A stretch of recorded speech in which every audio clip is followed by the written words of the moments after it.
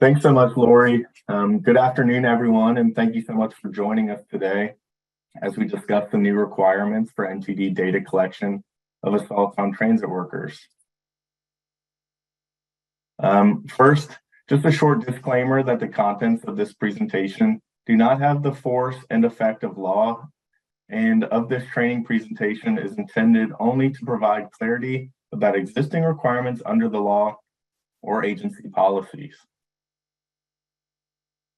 The goal of today's webinar is to ensure our reporters fully understand the new requirements of these assaults in support of the bipartisan infrastructure law. We will also introduce the new and revised forms used to collect the assault on transit worker data. We have included several real-world examples of the different types of assaults and on which form you should report them. For those of you that report for purchase transportation types of service, please feel free to share this presentation with those providers so they too are aware of what you are required to report to NTD. You may also consider this presentation for other departments that supply data to you or to your department for reporting. Today's presentation will not discuss best practices for managing different data inputs related to assaults on transit workers. Several resources are available for understanding assaults in a safety management systems context, including resources provided by FTA and our host, the National Transit Institute. Please see those at the end of the slide deck. We strongly encourage those of you familiar with existing data collection frameworks within your organization to consult those materials. We will also not define terms that FTA has not interpreted or defined during this webinar, such as reckless disregard for the safety of human life. We hope to provide examples of assaults on transit workers where reckless disregard, as Webster's dictionary defines those terms, is a clear component, but we are not presenting our own interpretive definition. Finally, we are not aiming to create any rule to distinguish between intentional and unintentional events. While intent is a component of the definition of assault on a transit worker, it is sometimes not demonstrable, whereas the disregard for safety might be more evident. In this webinar, we will focus on helping transit agencies understand how to report events where the intent of the assailant is clear, review the variety of means that are used to carry out an assault, and what details of a report of an assault are important to evaluate, such as the presence of threats against the transit worker. So we will start off with a thorough review of the policy changes regarding data collection of assaults on transit workers. Then we will review the specific form changes for our full reporters who report monthly data on SNS 50 and SNS 40 forms. For our non-full reporters, we will introduce the new safety data SNS 60 form. Non-full reporters will continue to report data on an annual basis. While there will be another opportunity to learn about these requirements, we encourage these reporters to pay attention and become familiar with the requirements, key terms, and definitions described. Here are two sources for support. The first is for technical or IT type issues with logging in or issues with the Appian platform application. The second reference is for assistance within the NTD program, namely to answer reporting policy questions or ask about the scope of reporting requirements if you cannot reach your assigned NTD analyst.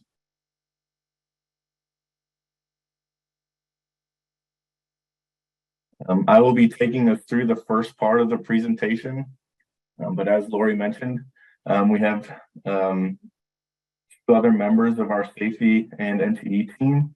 They're Joseph Eldridge and Grace Walton, who will monitor the Q&A box. Other key contacts for questions are Chelsea Champlin, the NTD program manager. We will present this contact data again at the end of today's session as well, and it is also included in the slide deck. A note that when posting your question in the Q&A box, if possible, please include the slide number so we can easily return to it if needed. At the end of the presentation, we will try our best to get to every question. Okay, so now we'll move on to policy review. The bipartisan infrastructure law requires NTD to collect all assaults on transit workers, whether there is an injury or not. The presence of an injury or lack thereof will determine where the event should be reported, either by form type or form section. This change is in effect for commuter rail operations as well. This means that commuter rail, Alaska Railroad, and all hybrid modes will now complete monthly SNS 50 summary reports, in addition to the major events they already report. The respective forms were updated for full reporters at the beginning of April. April 2023 is the effective date for data collection and will be the focus of our validation efforts. However, we know some agencies have been preparing for these changes and may have data ready to report prior to the April effective date. FTA welcomes data for prior months, but it is not required. These changes will be in effect for rural and reduced reporters as well as asset-only reporters beginning in their 2023 report year. Per the BIL, there are several new terms and their respective definitions to become familiar with. The first is transit worker. This new definition was made specifically to include volunteers rather than use the existing definition of a transit employee, which reads that the worker is compensated by the transit agency. The second is assault on a transit worker. NTD is adopting the statutory definition of assault on a transit worker, which is a circumstance in which an individual knowingly, without lawful authority or permission, and with intent to endanger the safety of any individual, or with a reckless disregard for the safety of human life, interferes with, disables, or incapacitates a transit worker while the transit worker is performing the duties of the transit worker. The assault on a transit worker definition is more defined than the assault definition in the next row. Assault now applies only to non-worker assaults. The assault definition incurred a slight revision to the definition to ensure consistency with the definition of an assault on a transit worker. The homicide definition is unchanged. Homicide is relative to assault, and that any assault resulting in a fatality is reported in NTD as a homicide. We will collect the same information and use the same forms for both assaults and homicides.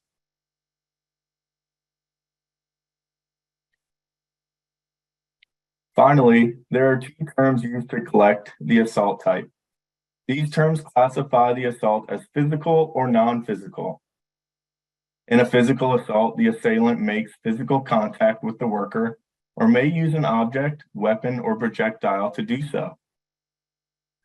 Projectiles may include, but are not limited to, bullets, any liquids, the assailant's saliva, or any other substance. In non-physical assaults, there is no physical contact with the worker. Non-physical assaults could be verbal threats, harassment, or interference with the worker's duties. We will start with reviewing the requirements and form changes that full reporters will report on a monthly basis. Your agency is a full reporter if you operate 30 or more vehicles in maximum service. We'll now look at the impacts of the Assault on Transit Workers update for non-major reporting. Here's a summary of changes to the SNS 50 form. This table will help you visualize the changes in data collection on the SNS 50 non-major form. The key change post-BIL is the addition of collecting non-injury assaults on transit workers in addition to the current collection of non-major single injury events and non-major fires. The other big change comes, as mentioned earlier, for our FRA regulated reporters operating commuter rail modes who prior to the BIL did not complete monthly SNS 50 forms. There is no change in the due date for the SNS 50 forms, as they continue to be due by the end of the following reporting month. For example, April reports are due by the end of May, providing agencies a month to gather their reportable events. Before we look at the changes to the non-major form itself, I wanted to point out that the reporting applicability of an event is unchanged and that the event still must occur on transit property or during a transit-related maintenance event or involve a transit revenue vehicle. The current exclusion of events occurring at bus stops or shelters that are not on transit-owned property unless it involves a person boarding or alighting a vehicle or involving a transit vehicle remains unchanged as well.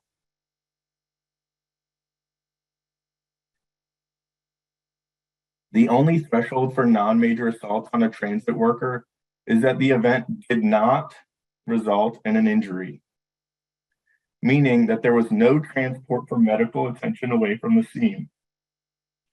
This also means any assault resulting in an injury is reported as a major event. Please do not include any assaults with no injury to patrons or passengers or any individual that is not a transit worker. Also, do not include any assaults that were reported as a major event. This monthly summary is not a summary of all assaults on transit workers, but a summary of non-major assaults on transit workers. Let's look at some non-major SNS 50 examples. In the first scenario, a passenger on a bus refuses to pay the fare and spits on the operator, but the operator denies transport for medical attention. This would be reported as one physical assault on an operator. In the second scenario, the train cleaner who accidentally made contact with a passenger's foot is threatened with bodily harm and the worker did not seek medical attention. You would report one non-physical assault on a transit worker.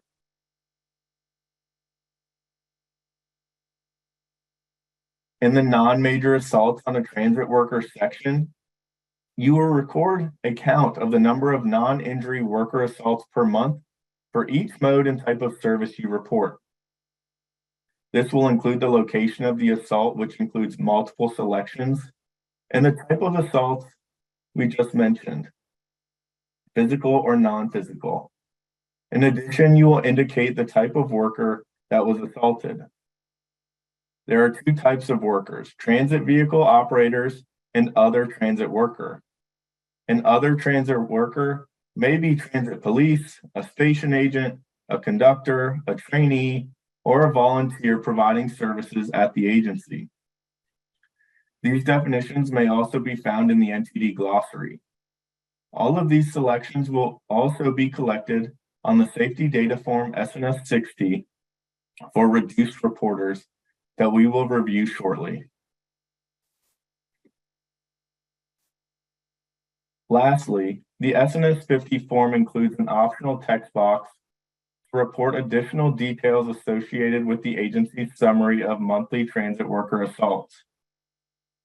For example, agencies could use this field to provide details on the times of day the assaults occurred, if any involved transit vehicles were equipped with anti-assault infrastructure such as operator compartment, silent alarm, audio, video surveillance, etc. The additional details may also include a notation on incidents of spitting, may note high crime areas, or if weapons were involved. Please do not include personal identifiable information or PII in the additional details section.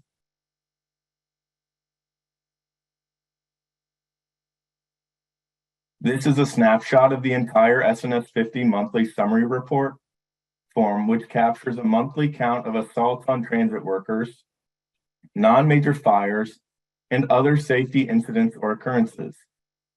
Just a note, the rail and non-rail versions are slightly different.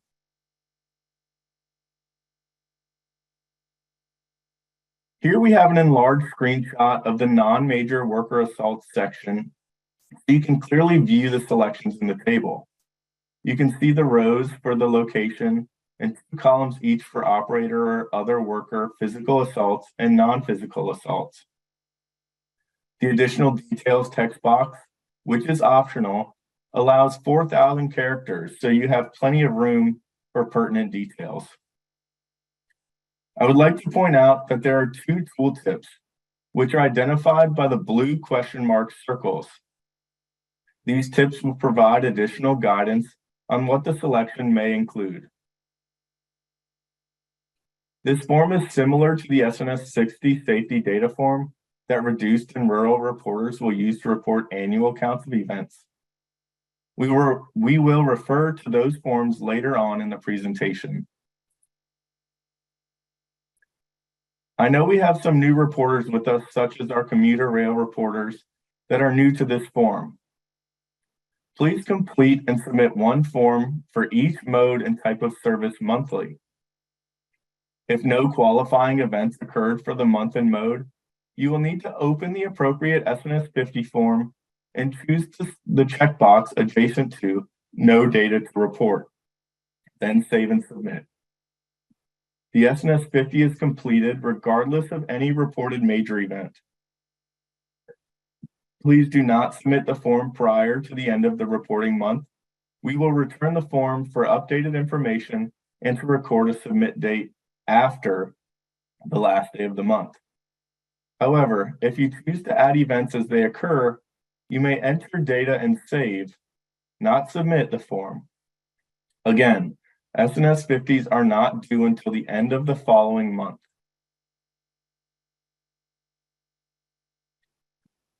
Now let's review the major event changes and form revisions.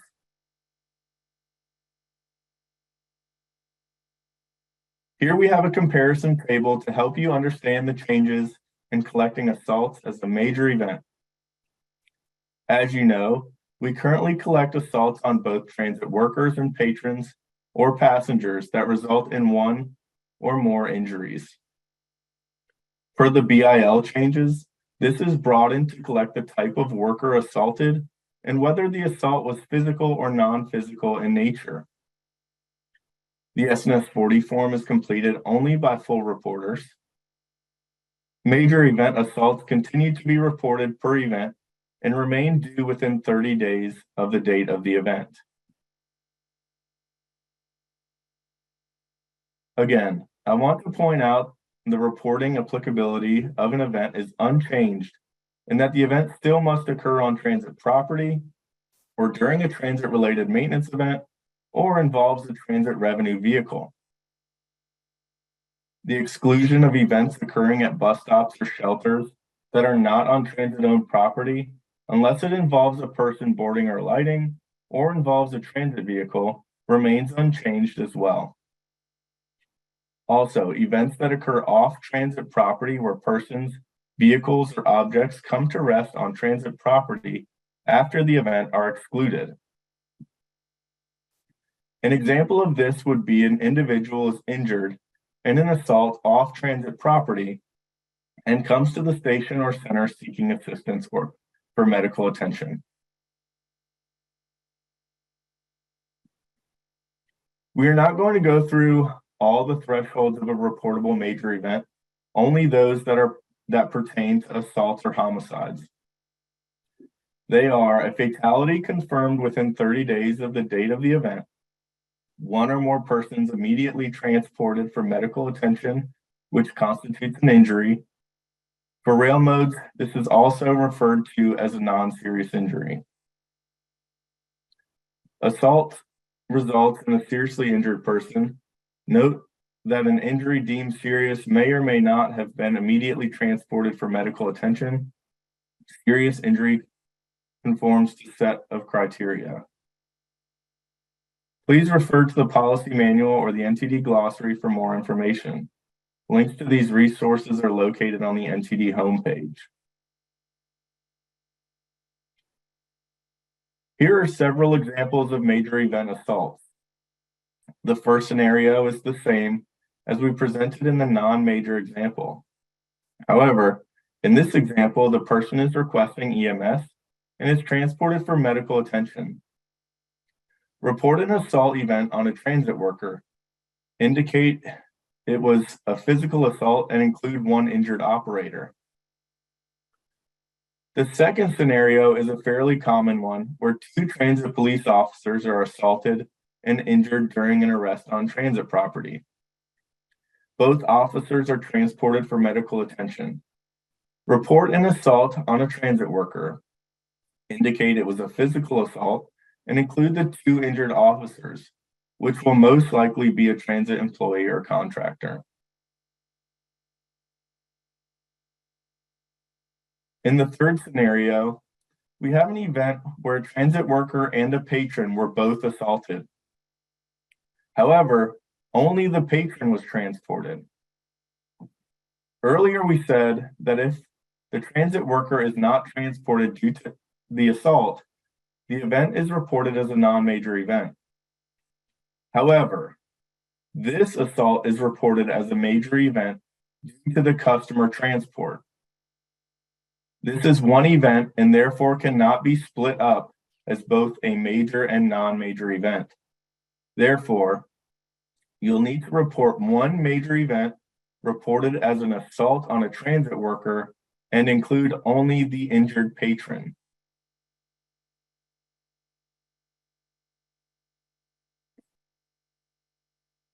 The personal security event form is used to report assaults and homicides. The new sub-options appear if the event type is either assault or homicide. The first subsection is used to report if the assault was to transit vehicle operator or to another type of transit worker. The last selection, assault homicide not against other transit worker, would be used to report assaults on passengers or patrons.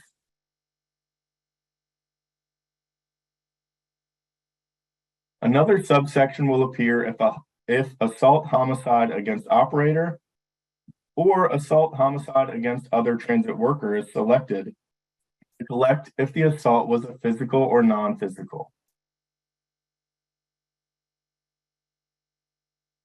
This is a screenshot of the personal security event form.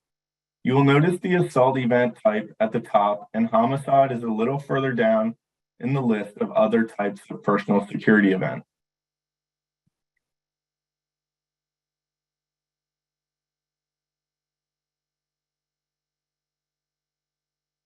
This is a screenshot of both new subsections when the event of either assault or homicide is chosen. The first section to appear is titled Assault Homicide Details. Within this section, if you choose either assault homicide against operator or assault homicide against other transit worker, the worker assault detail type, a subsection will appear so you can report if the assault was physical or non-physical in nature. At this point, I will now turn the presentation over to Grace, who will discuss updates for non-full NTD reporters.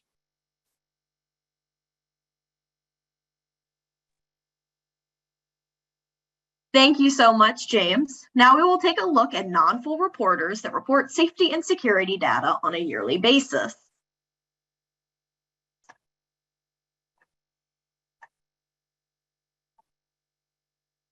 The new reduced reporters, I apologize. I'm having a little bit of issue here, but let me pull this together 1 second. All right. The new form for reduced reporters, Rural General Public Transit, RGPT, subrecipients, and asset-only reporters is the Safety Data SNS 60 form. We offer another comparison table for pre- and post-BIL reporting elements. As you can see, post-BIL, you will report assaults on transit workers in addition to the major events, injuries, and fatalities you were already reporting. This requirement not only applies to rural and reduced reporters, but will now also apply to asset-only reporters. These agencies will continue to report on an annual basis with their annual reports, which are due at 4 months after the agency's fiscal year. The same overarching criteria that we have already presented also applies for SNS 60 reporting.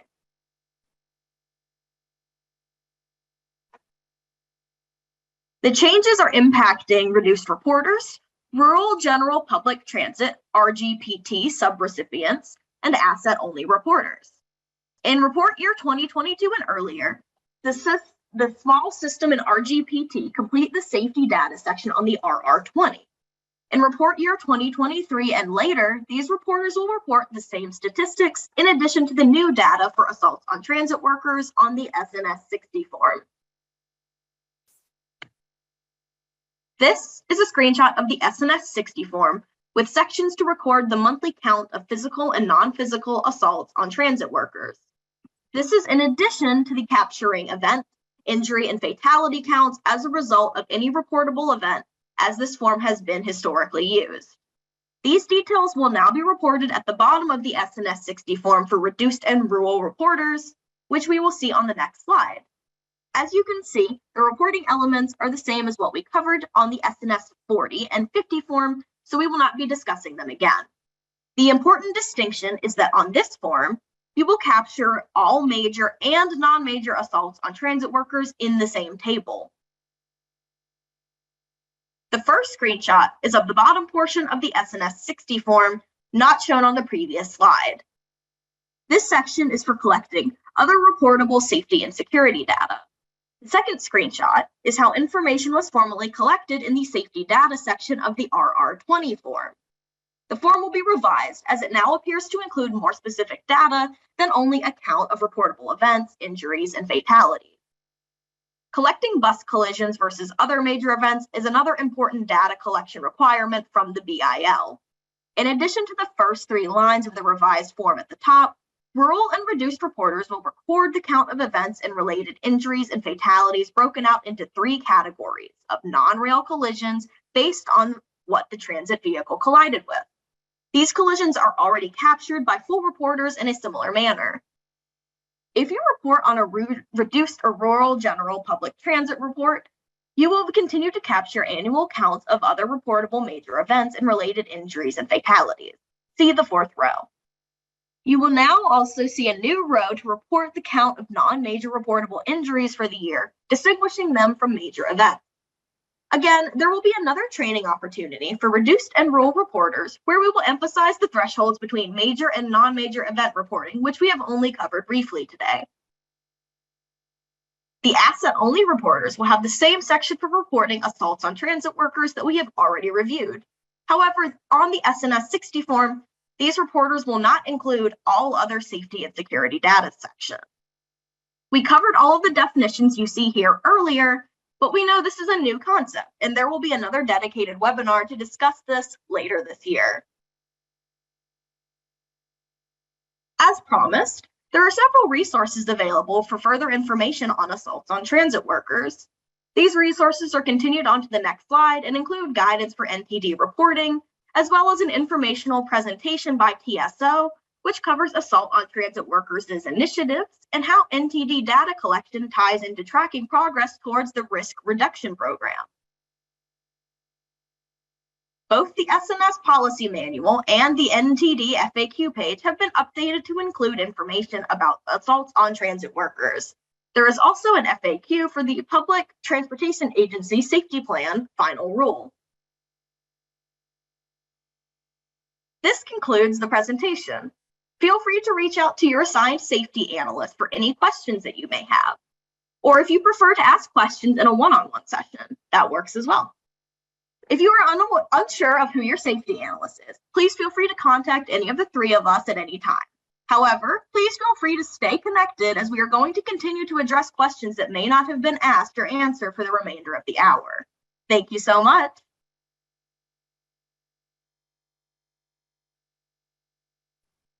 Hey, sorry. So it looks like we have a lot of time for Q&A. I apologize about the chat. I don't know what is, I don't know what's going on today. Some weird, vibes going on or something. I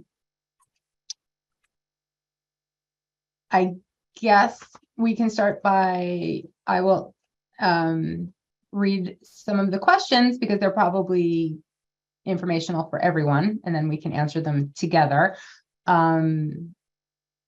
And as more questions come in, I could use the analysts back up on whether to read them out loud or whether the answer will be typed, because they're starting to come in fast and furious now. I'll just start at the top. So someone asked, well, wait, the top is the most recent. Okay.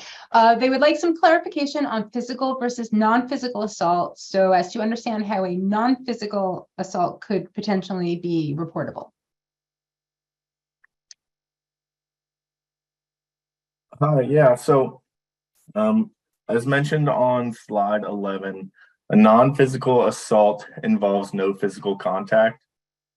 So that may include threats or intimidation, or interfering with the worker's duties. So as mentioned in one of the examples, a transit worker was, their duties were impacted due to being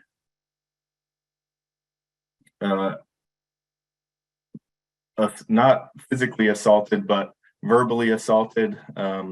And so that would require reportability to NTD.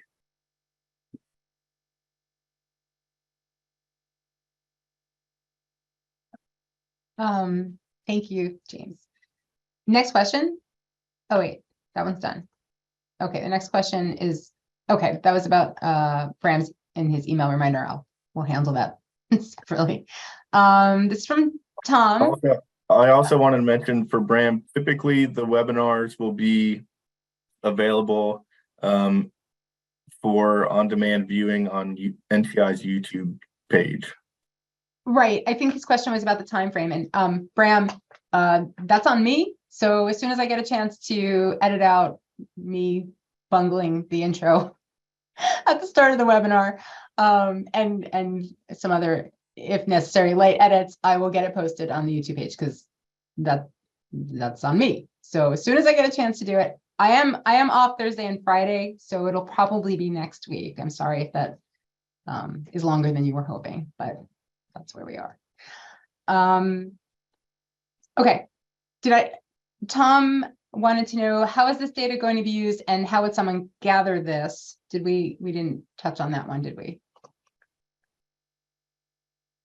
I can take this one, Lori. Yes, so that's a great question, Tom. I think there are a variety of uses for the data, by FTA, by transit agencies alike, in terms of measuring progress on reducing risk and reducing actual assaults on transit workers.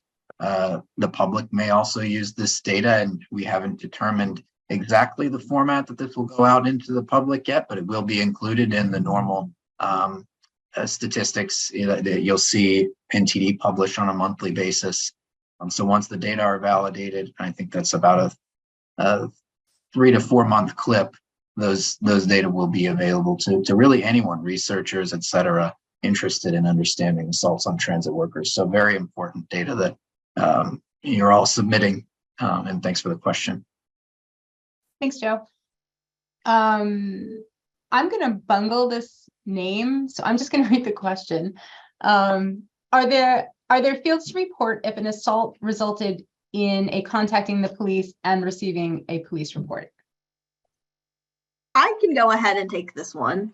So there are not designated spaces on either the SNS 40 or 60 or 50 where you will be reporting. As the NTD doesn't really focus on the sort of legality aspect of it that comes to working with police for an assault. So if you want to include that information, you will be able to do so via comment, or if you are reporting it on an SNS 40 report, you can add that in the event description. Okay, thank you, Grace. The next question is from Patrick. Would an attempted physical assault on a transit worker be considered an assault? If so, would it be a physical assault or a non-physical assault? Example, a passenger attempts to strike a transit supervisor with a metal bar but misses. There is no physical contact, even though there was an attempt to make physical contact. Who wants to take it? Yeah, that's a great question. Joe, do you have any insight on this?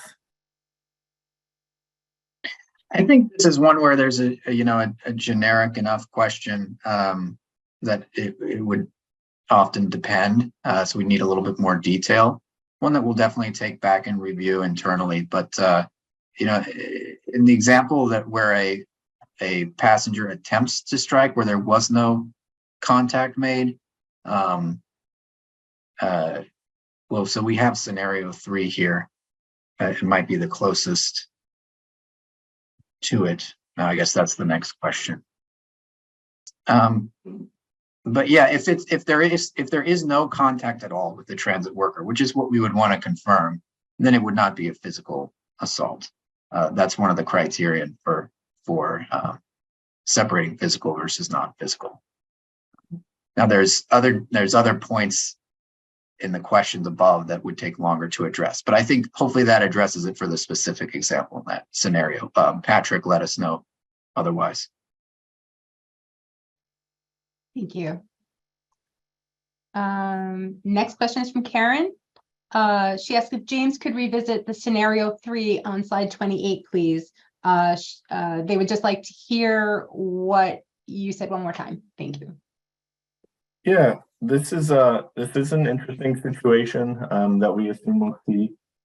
So in this scenario, an unruly customer punched an inspector and assaulted a customer. This inspector declined medical, so this transit worker declined the medical. And however, the customer was transported via EMS. Because this is one event, this would be reported as a major event because the customer is transported. That meets the major event threshold of an assault. You would then include the transit worker assault, but you would only include the transit customer or patron injury on the form.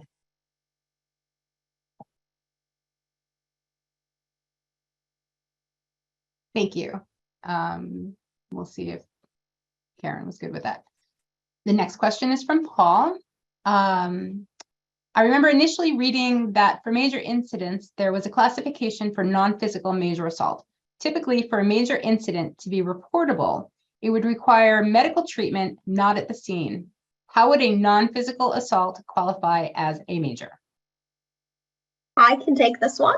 For this specific case, for a major event, for a major non-physical event, it would involve medical transportation. This is specifically relating to if someone is transported for trauma or experiencing some sort of mental related issue where they aren't physically hurt by it, but still need medical oversight or a checkup or something of that kind related to the actual event. So this is specifically more for from a mental health standpoint, if that makes sense. Thank you, Grace. Is there any filed report whether an assault of any kind is committed by a minor? Is there any, do you file a report, I guess, maybe a specific special, different Yeah, I'll report take if it's a this minor? one. Okay. Yeah, so there's no specific location on any form where we ask the age of who committed an assault or an event. If this person was injured, there's a location on the injury form to click the person's age. This could also be included in the event description, but there's no event type or selection to signify that, you know, this assault was committed by a minor. And I think to add to that, if the question is an assault committed by a minor reportable if it's an assault on a transit worker, the answer to that is yes. Thank you, Joe. Okay. Thank you. This is from Candace. What if the assault is not in person? For example, a customer threatens a transit worker over the phone while they are trying to schedule their ride.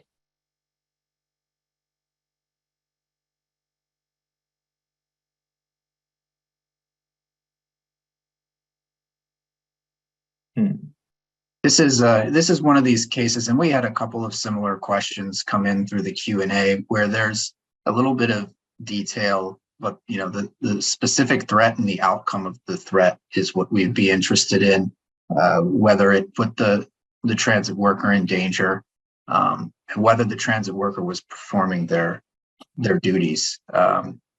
Now, there are certain exclusions for events that are found in the beginning of the safety reporting policy manual, and those would be important to review because based on where the transit worker was when the event occurred, for example, if it was an occupational safety type event, it would not be excluded, or it would not be included, excuse me. So that's something we'd want to review. We'd definitely be interested in learning a little bit more about the specific case. And that's going to be the rubric we're going to use for a lot of this. There aren't 2 or 3 silver bullet criterias that we can use. We really need to understand the details about the event. So I want to encourage everyone on the call to contact the safety analyst with questions like this. Thank you. G Springer or GS Springer, I don't know. Says, so I reported for March by the 15th of April. Do I go back and now report the assault before the end of April?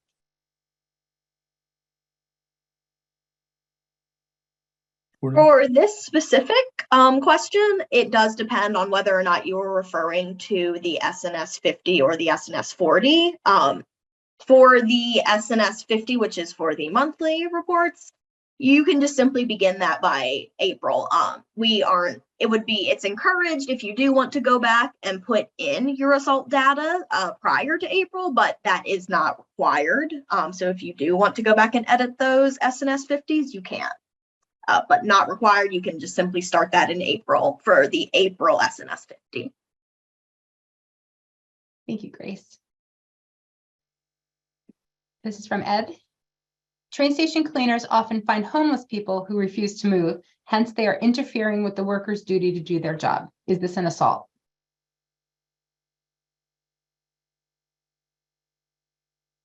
I would say that entirely depends on if there were threats and an actual assault. Obviously, if there is a physical altercation, then that becomes an assault. If there were threats, then again, that might be considered a non-physical assault. But if they are generally just interfering with their work by simply being at the station, they are just general trespassers, and that would not be considered an assault occurrence. Thank you, Grace. Well, there's a lot of questions. I don't know if we're going to get to all these, guys. Y'all, I'm not supposed to say guys anymore. Sorry. My New Jersey. This is from S. Wilson. Would this be the same report if assault is off the bus and happens on a transit site? Yes, if it happens on transit property, it will still be the same report. So if you are, for example, off the bus at a transit facility, then yes, that is still one of the places which reporting thresholds are met. Okay. This is from Chuck. It Is the only looks like sorry. Joe's typing that one. Oh, Joe's got that one. Thank you, Joe. Anonymous attendee. I don't know why that's amusing me. We are a reduced reporter with our next report due in the fall. Will this data need to be provided on that report? I guess I'm looking for what date should be on there, making sure we're starting to gather our data.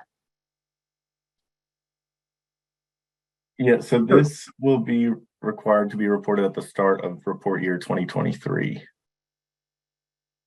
I think So to add to that too, the reporting period we're interested in there is fiscal year 2023.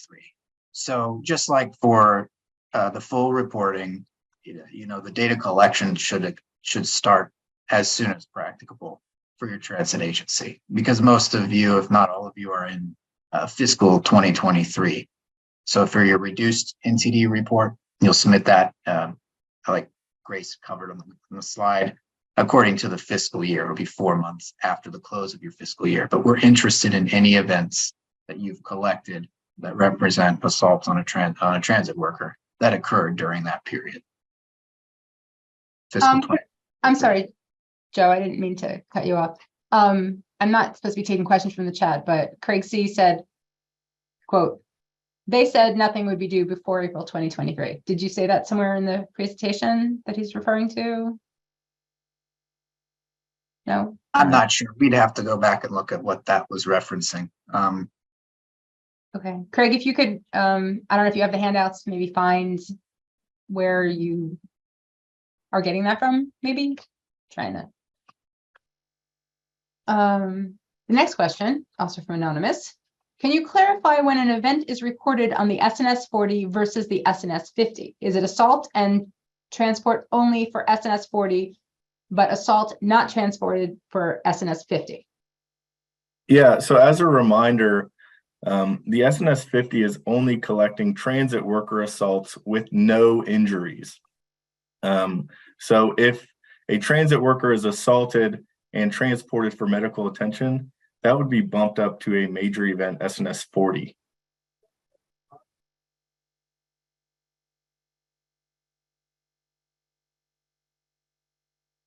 Sorry, I'm doing like 3 things at once. Someone wants you to go back to slide 10. As intent to endanger and or reckless disregard for the safety of human life is part of what constitutes an assault, how should agencies reasonably determine that this was met if A, the police are not called, B, it is non-physical, and C, the transit worker is not injured? How much should agencies look into the details to see if it meets the reporting threshold? So the data collection practices and this specific question are both included, I think, in slide 3. It may be on what is not in scope for today. I guess it's in 4, I'm sorry. Grace, give slide 4. So we're not able to define what is intentional or unintentional and create a blanket rule for data inputs. But again, if you share the details of the event, the specific event with the safety and security analyst, we can help determine what additional detail might be needed to determine whether it's reportable as an assault on a transit worker. But these 3 details are a good start. The police aren't called, it's non-physical, and the transit worker is not injured. Just a couple more things I think we would need to look into, and we can discuss those. Okay, thanks, Jeff. Thank you. Next question, is damage done to a vehicle due to a passenger becoming irate with the transit driver considered a non-injury assault? Assaults are specifically supposed to be for people. So people threatening, intimidating, physically hitting other people. So I would be inclined to say that no, this would not be considered an assault, but it could certainly be considered property damage or even vandalism, depending on if it meets that specific threshold. Thanks, Grace. Karen says, how do we determine intimidation? In my experience, different people interpret events based on their own filters. How do we know if the event qualifies as intimidation? Good question. Subjective.